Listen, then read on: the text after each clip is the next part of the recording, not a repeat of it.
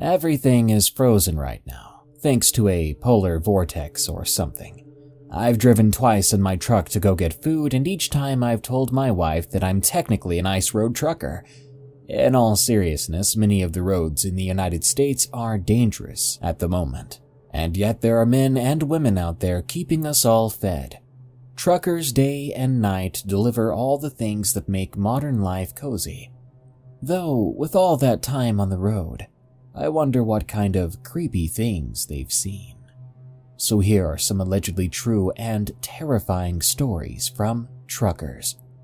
Enjoy, and be sure to send me your scary stories for narration at darkstories.org. And follow the Darkness Prevails podcast and the Freaky Folklore podcast, both at eeriecast.com.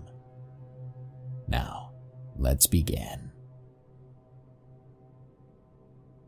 Truckers Road, from Backwoods Northwest. I have two stories. The first was paranormal and scary for other reasons.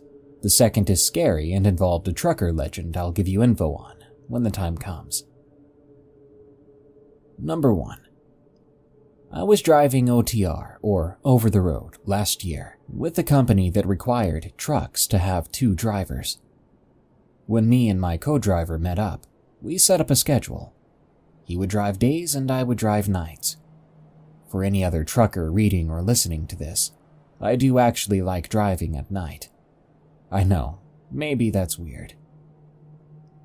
Moving on to the story, we were taking a load to Oregon from Missouri, driving on I-84 west in Wyoming, near Elks Mountain. It was near midnight, and while the weather wasn't that bad, it could have been better. A little rain and wind, but again, not bad. I'd hit my last fuel stop in the state, got some lunch, and rolled on. A little ways down, I saw a truck in the eastbound lane. It was every trucker's dream, a fire engine, red shiny chrome all over. The truck you see when you think of an 18-wheeler. It stuck out for 3 reasons. First, it was the only vehicle heading east on that stretch. Second, it was bright, like it was glowing, or there was a spotlight on it. Third, it had a huge cloud of fog right behind the cab, like it was pulling it along. This cloud stretched to cover the entire interstate, and as soon as the truck passed by, the fog was just gone. I looked in my mirror and didn't see anything. Then, not even 5 miles further, I was in a windstorm. I'm talking 60+ mile-per-hour winds with gusts of 100+, pushing an 80,000-pound truck like it was nothing. As I was fighting to keep my truck on the road, I kept seeing the red one in my mind and thought maybe it was a warning. I yelled over at my co-driver to find the next best place for us to pull off at. 10 minutes and 7 miles later, we were at a rest stop. We stayed there until late morning, all the while fearing the wind would still flip the truck. Finally, at about 10 a.m., the wind died down, and my co-driver took off as we went to the next truck stop for coffee and food. I kid you not, along the way we spotted multiple other rigs on their sides, next to the highway, due to the storm. So for anyone looking to drive across the country, if you see an old red and chrome ghost truck, you might just want to pull off on the next stop. This second story happened this week as of writing this. It also happened on I-84, but in Oregon. The event was when I saw the black dog. Now, some info on the black dog. It's a trucker legend. If you're running yourself into the ground by falsifying your logs or working a second job or something like that, then you'll see the black dog up to 3 times, from what I found out. It's said you see him if you end up falling asleep on the road. It's an omen that a fatal crash is on the way if you don't get off the road. The first time you see it somewhere, it's a warning to change something or stop. The second time, it makes you stop, putting an obstacle in your way or somehow sabotaging your truck to make you come to a stop in a relatively safe manner. The third time you see it, if you can bypass the obstacles or repair your truck and keep pushing on, will be a crash or fatal accident, killing you in some way or another. Now here's my experience. I was driving on I-84 in Oregon, talking to my wife via headset. That's when I saw it. I couldn't make out its features because it was a black smoke cloud running across the road. But the cloud was in the shape of a dog, large enough to stand above the roof of the car in front of me. My immediate reaction was, crap, as a chill ran down my spine and I got a bad gut feeling. My wife heard my reaction and my tone change. I told her I saw the black dog. She instantly knew what I was talking about, and being more superstitious than me, she asked how many times I'd seen it. I told her once, then slowed down and turned my radio off. I began to watch out for another. Luckily, nothing came so far, but further down the road I did see a trooper with lights and sirens going back the way I came, followed by an ambulance. And I began to believe that that dog was not meant for me that day. Trucking has its dangers. From Matthew 64. I've been a trucker almost my whole life. On the road, you're prone to a lot of danger. Even with the amount of experience I've had on the road, it's made me realize you can truly never be ready for the most unexpected situations. I recall a time a few years back where I was making a trip from Seattle to Washington, D.C. I was transporting some sort of computer chips. The trip was around 3,000 miles, and I knew I was in for a ride. The ride was like any other, the same old, same old. Throughout the first day, everything went well. As night approached, the only memorable thing that happened was some sort of accident. I hadn't seen it happen, but I drove past the rubble scattered about the road. 2 trucks and a car. One truck had seemingly veered off the road onto the shoulder, running into a guardrail. Another truck had stayed on the road, but had notable damage on the front end, where the engine was located. What I saw next was the minivan. It had been driven right into by that truck and absolutely crushed from the back end. It was on its side in a ditch by the side of the road. I could only imagine who had been in it. As I drove through the swarm of first responders, I saw people being airlifted, while others had tarps put over them. It was a tragedy, one that I don't intend to get very descriptive with. At this point in time, I had become desensitized to the vision of fatal accidents.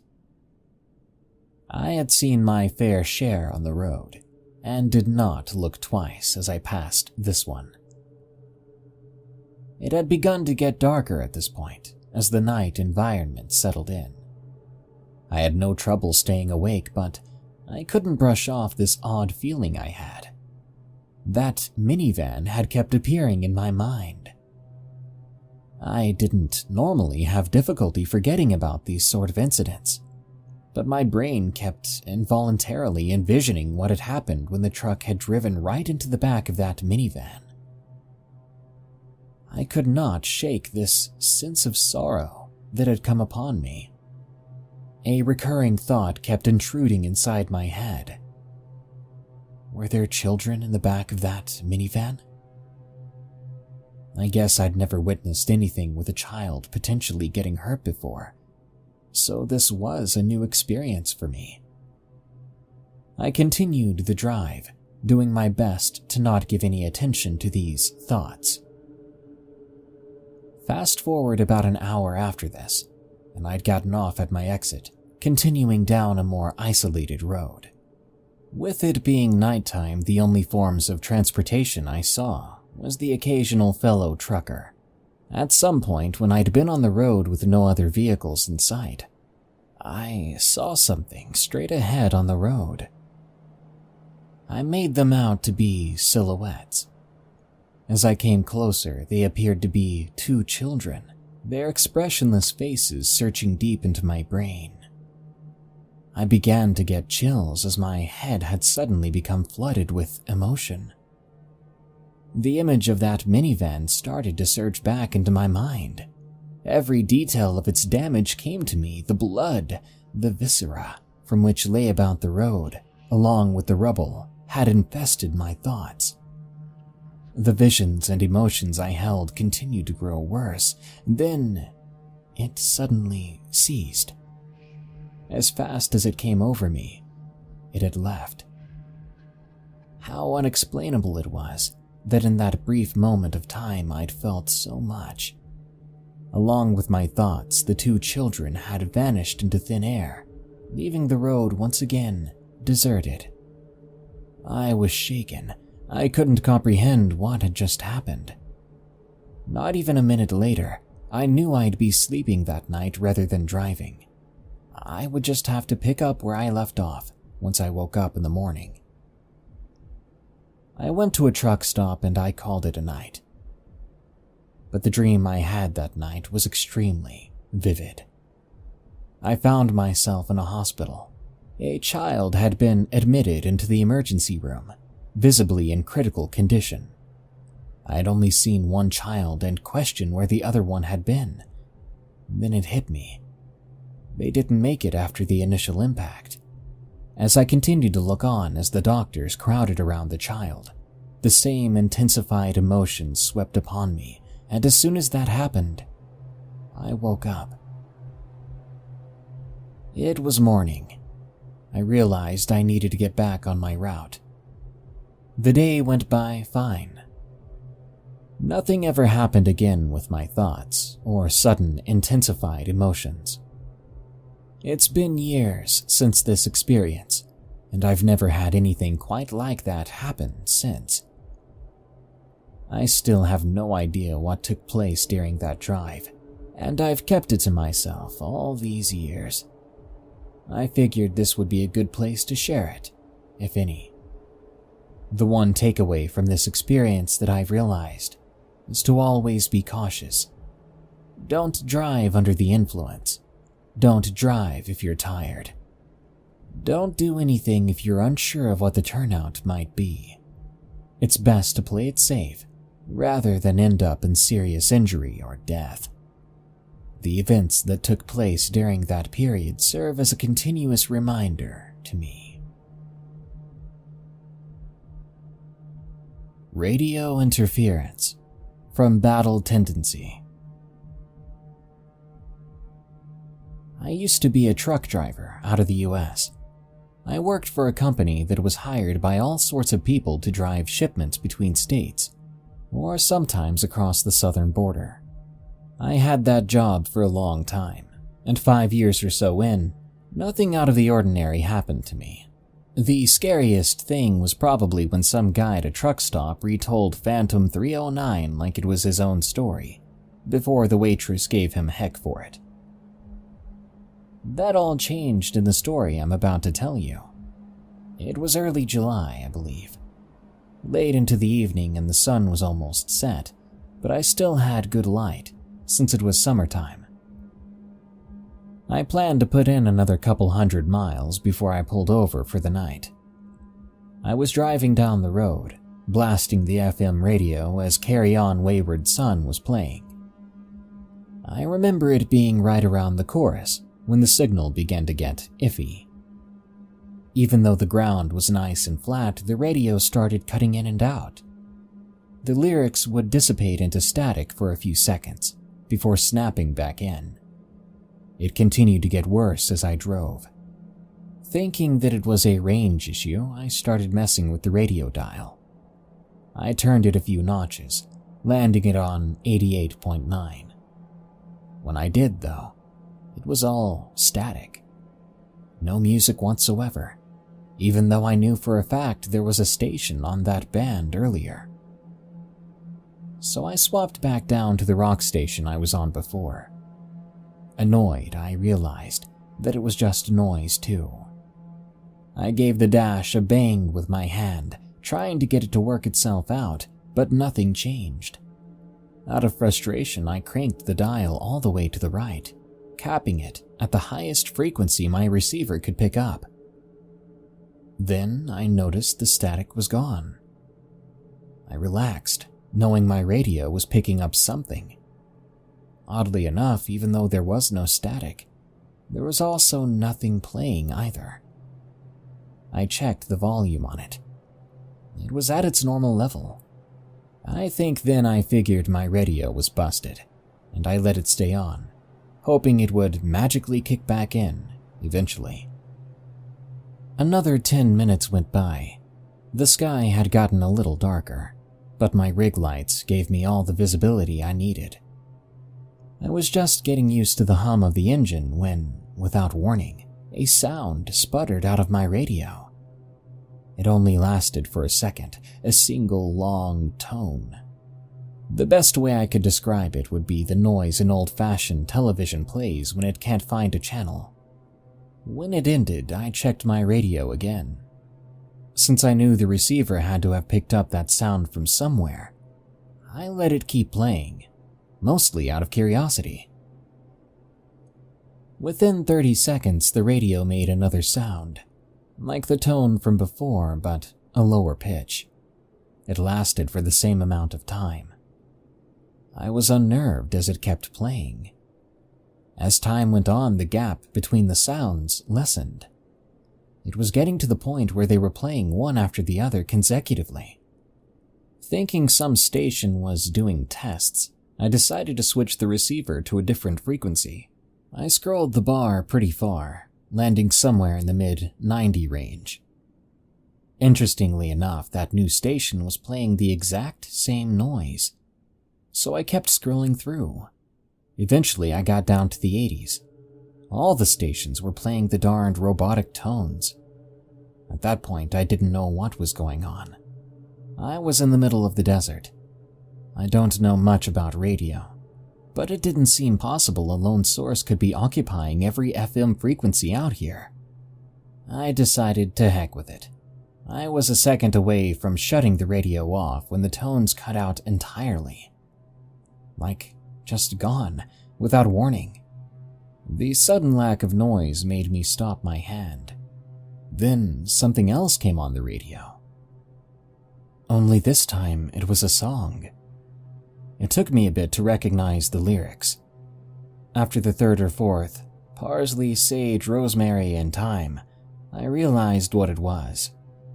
Scarborough Fair. It's an old-fashioned English song. To be honest, I don't really know what about. I just remembered as a kid, my parents used to dance to a record of it. Keep in mind, that was back in the late 60s. So there I sat in my cabin, listening to this complete nostalgia trip of a song playing over the radio. The audio had a certain whine to it, like the song was being played off of a record, just like I remembered. The singer was female, with a southern accent. Knowing full well what would happen, I scrolled my radio again. I went all the way up and down the range, and sure enough, the same girl was singing on every single station. It was around this time that I realized I hadn't seen any other vehicles. Sure, it was late, but this was a massive highway, not some back road in the desert. I would have expected to see another driver, a rig like mine or a normal car, but there was nothing whatsoever. I was unnerved, but I kept my eyes on the road, letting the song finish. It seemed to end normally, even though there was something haunting about the voice that sang it.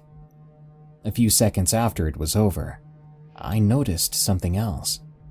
This time it wasn't on my radio, but out my window. Out of the driver's side, I could make out the faint outline of something in the night sky. It was maybe 50 feet above the ground, but it was big. I'd say 15 feet in diameter. It looked round from my perspective. It was black as a shadow, so black that it stuck out like a sore thumb against the off-blue sky. I watched it silently as it hovered above the ground. Looking back to my dash for a second, it hit me. My truck was moving at 80 miles per hour, and whatever that thing was, it was keeping pace with me, maintaining the same distance parallel to my truck as I drove down the highway. Getting more and more freaked out, I didn't know what to do, until the radio kicked back in. There was a series of another few tones. I wanted to turn it off, but I couldn't bring myself to do it. I felt that if I turned the thing off, I'd anger whatever the heck was out there. So, I didn't. I let it play. Soon enough, more music came on.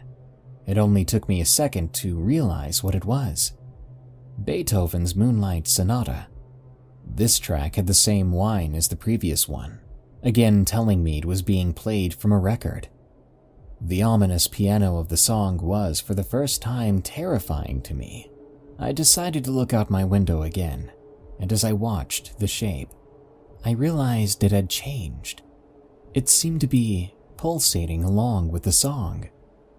It wasn't changing color per se. It just looked like the black material of whatever it was got brighter each time a key was struck. Imagine holding a black sheet of construction paper up to a light. That's the best way I could describe it. I think at this point I began to accelerate, exceeding the speed limit, but the thing effortlessly kept pace with me, not falling even an inch behind, as it continued to pulse and glow to the piano of the song. A few minutes in, the music suddenly cut. There was this incredibly unnatural noise on the radio. Again, hard to describe. It was a voice trying to speak English, I think, but it just couldn't get it. Think of a woman trying to speak, then slow it down, distort it, cut its pitch, whatever. It was terrifying. It kept repeating the same syllable over and over. I was frozen as I listened, unable to make sense of it. It was probably said 30 times before I caught on. It was trying to say, being. There was no context. I was clueless as to what it meant, and just as I wrapped my head around the word, the voice stopped. Static returned. The radio buzzed for a second before cutting back in. This time it was so different. Have you ever seen those edits where someone cuts a bunch of different words from various clips and strings them together to make a sentence? It was like that, only the sentence made no sense. A whole bunch of voices, all female, kept saying random numbers and letters, one after the other. A, 6, L, 43, Z, 5, K, 886. I couldn't make heads or tails of it. I could see the shape pulsing in tune with each syllable as it was spoken through the radio. Then, without warning, it stopped. The radio returned to its static buzzing. Looking to my left, I could see the thing as it followed me, maintaining its speed. Suddenly, it grew in color, changing from a black to a radiating hot white. I couldn't bear to look at it any longer. My entire cabin was lit up. I remember doing my best to not touch the steering wheel as I covered my eyes. I hoped the rig would remain straight on the road long enough for me to recover. And sure enough, it did. Maybe 15 seconds later, I blinked as the darkness of the night was back. I gained control of the truck again. I turned to look outside one last time, and thank God there was no giant black shape hovering in the sky. In its place, though, were heat waves. I could see the deep turquoise of the night sky distorting because of the ridiculously hot air left where that thing had been. I pulled into the next rest stop I saw without hesitation, staying awake all night thinking about this. I could not come up with a single explanation that was realistic enough for me. nor have I been able to all these years. I used to expect some government agent to come sit me down one day and debrief me about the ordeal. But that never happened. Whatever that shape was, I have no clue. How it maintained a good 80 miles per hour without making a sound, I also don't know. But I can reasonably say that the tech involved is far beyond anything we have that's public domain. Maybe it's all some twisted government experiment. I don't know. But I'll leave you with this. I still have dreams from time to time where I'm driving down a big road at night, and that exact woman's voice comes on the radio, singing Scarborough Fair. I always wake up when she finishes the song with, "I must know you're a true love of mine." The following story is from an episode a few years ago. The Stuff You See and Encounter is a mobile heavy diesel tech. Submitted by Duo Doerden. As a diesel tech for nearly 11 years officially, and while working with my grandfather and father since I could hold a tool, I've seen quite a few things. As for me, I'm rather average in height, about 5'9", but I'm stocky and built like a logger. I don't chase monsters or mysteries. Most of the time, the mysteries I have are, how the heck did you do that, while trying to fix old, tired, heavy equipment? But as I started working out of my own toolbox and truck, sure, there were some odd people I had to perform miracles to get things to work again, but there were a couple of creepy encounters. One time, I got a call at about 1 in the morning in the winter. A trucker was broke down on a highway about an hour away. Being self-employed, I would take whatever calls and income I could get. I've even taken a few jobs from animal rendering plants, and I had to wear 2 layers of coveralls and rubber gloves, yet that terrible smell still permeated into my hands and clothes, and it took weeks to get it out. Anyway, I drop out there. The call was placed somewhere in the Pacific Northwest. Those highways can be pretty quiet that late at night, and it's usually always an inky black night with rain or snow, or a mix of both. It was not hard to find the truck on the side of the road, as it was basically the only thing out there at the time. I pulled in ahead of the truck and backed up so I could get my tools and light equipment close to it. I met the guy, and wow did he smell. Like he had not been in a shower for months, and it was hard to be close to the guy. I asked him my questions, what was going on. Turns out some of the air controls in the cab had broken and were causing a lot of alarms to go off. Being a truck from the early 80s with a sleeper cab, so it has a bed as a part of the cab for long-haul drives, it's definitely bound to happen. So he allows me up in the cab to do my work. I begin taking apart the dashboard to replace the hose fittings and such. Well, remember how I mentioned he smelled badly? Well, the cab was much, much worse. I was gagging and taking gasps, trying not to blow chunks. I tried to finish up quickly.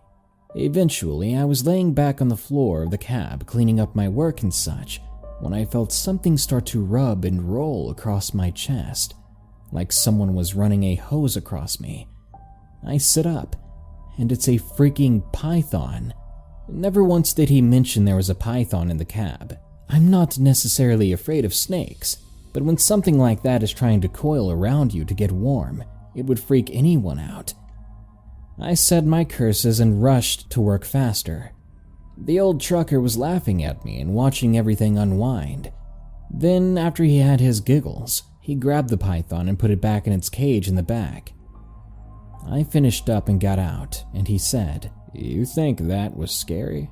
Well, I got body parts in the back." Well, at that point, my heart stopped. I'm on a dark, quiet highway alone with some smelly trucker in the middle of nowhere, and he says something like that. He may have been joking, sure, but I still didn't know why he smelled the way he did. I go back to my truck and take a moment to breathe. I run up the bill on my tablet and go back to the guy. He pulls out his log sheet and his wallet. Sorry about Bill. He got out and likes to hide in the dash when it's cold. Oh, and don't worry about the body parts. I'm hauling those up to the medical college. I just sighed and got my payment from him, then left. So the guy and his python were body haulers. That's nice. I ask now when a trucker calls me if they have any pets in the cab so I can be ready for it. And later on I found out that guy likes to screw with people, and that's why the local shop gave him my number. Lucky me. My other event was a few years ago. I got a call from a local logging company needing someone to fix some really old equipment that many people don't know how to fix anymore, and they wanted me to fix some of the vandalized equipment they had. It's something of a specialty of mine, fixing old things that people no longer know how to fix. I got the GPS location, and it was deep into the Cascades. I took the long drive up there. At that time, I was carrying a .45 for protection on jobs, as well as an AR. I've had a few close calls with cougars and black bears, so being that far out in the woods, I wanted to be prepared, especially if I had to camp in the mountains. I also had an Arctic sleeping bag, a lot of water, and a couple of MREs just in case. I got to work and tore into the old logging equipment and trucks, stuff repurposed from military surplus it looked like. After a couple of hours, I finished up with my work on the vehicles. It was really late, and the crew was all left for the day, except for the owner, who stayed a bit longer to help me with doing final adjustments. I was packing up and I did my paperwork, and finally the owner had left. We were so far out there that cell phone coverage was really spotty, if there was any at all. I got ready to go as the sun was setting, and well, my truck's battery had given up the ghost.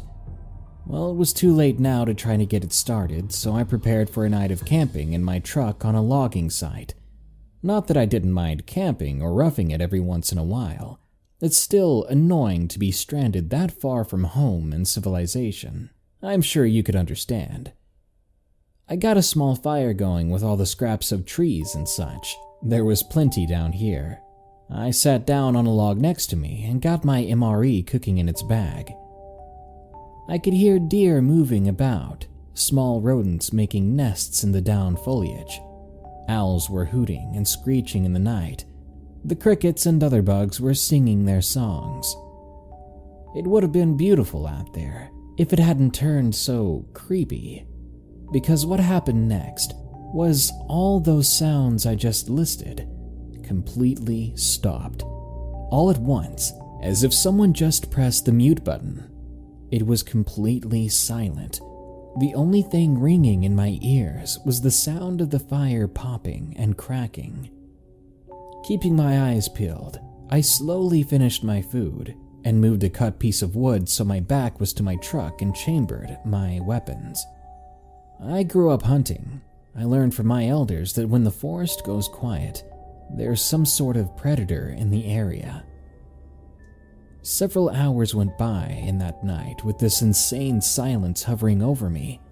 Every so often I'd interrupt it, placing more kindling in the fire to keep it alive. Then, suddenly, off a ways down the mountain from the road, I hear a whistle that sounds like an owl's screech, but it didn't sound right. Then there was another one further up the mountain.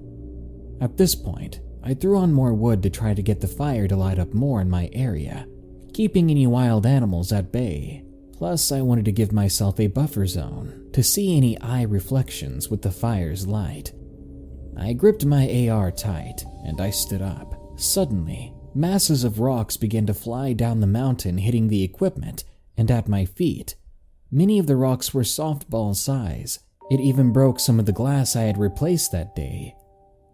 At that point, I let off a few rounds as a warning. Everything stops, and it goes quiet again. No more stones flying down at me. But maybe half an hour later, in the stone-cold darkness, I hear bang, bang, bang, as if someone was taking a wooden bat against a tree. That same noise was also coming from elsewhere above me in the woods, like it was just over the crest of the hill. Then I heard thumping like large, heavy footsteps, and then it would all stop, and the maddening silence would return. I stood there waiting, as if something was about to break from the edge of the fire and start charging at me. Then I noticed 2 reddish-yellow dots in the hill staring down at me. Something was looking in my direction. I could see them watching me, blinking. I wanted to shoulder my weapon and let loose with the trigger, and then something in me said it's not the one you see you should be worried about. It's the ones you can't see. So I just remained calm and stood there, watching those eyes in the dark, watching me. It felt like I was living a nightmare. I felt so helpless next to a fire armed with a rifle, and feeling like any moment, no matter how many rounds I have, there was nothing I could do to get away.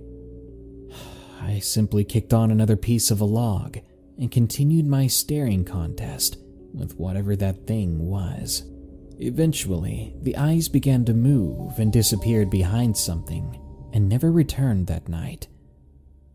I spent the rest of the night keeping the fire going, watching and listening, and soon, to my great relief, the sounds of the forest returned. When they did, I felt safe enough to crawl into my cab of my service truck and finally get some sleep.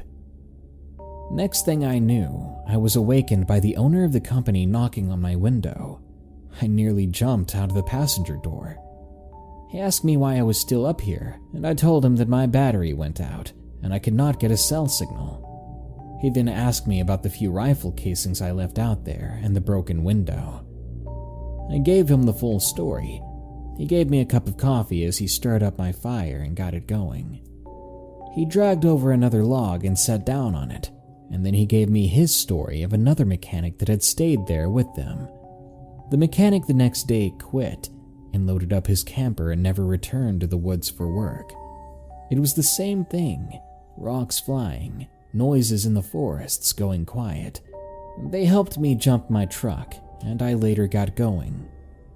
It was that night that I stayed there that has me staying out of the woods overnight at all costs.